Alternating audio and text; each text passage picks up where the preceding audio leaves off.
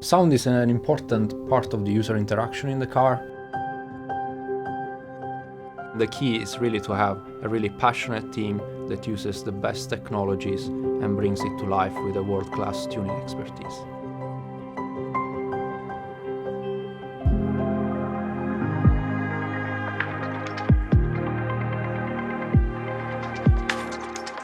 We have people that are really personally passionate about sound and music.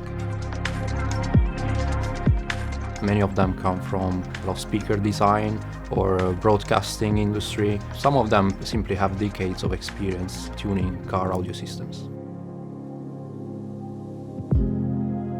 We also use a knowledgeable tuning team from Bowers & Wilkins, which works side by side with our engineers. In this very same room where I'm sitting, we use it as a sort of a reference room to calibrate our ears. So the tuning engineers can jump in and out just to make sure that they always have the right reference on the quality of the sound they want to achieve in the car. In our highest level system, we have up to 19 speakers, each of them individually controlled to make sure that we can have the best sound for all the different use cases. For example, between driver optimized tuning or into a whole seat setting, or even focus your sound on the rear seats.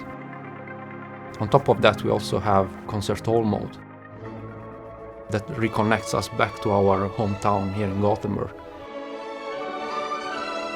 We took hundreds of measurements of the real concert hall, and then we are able to reproduce that very same acoustic fingerprint to our car cabins.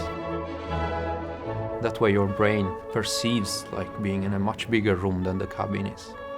We try to keep the cognitive load down so that the customer can actually focus on driving, lower his stress levels. In the end, what we try to do is to really recreate this little bubble where you can transform a long commute in a really joyful and enjoyable experience in the car.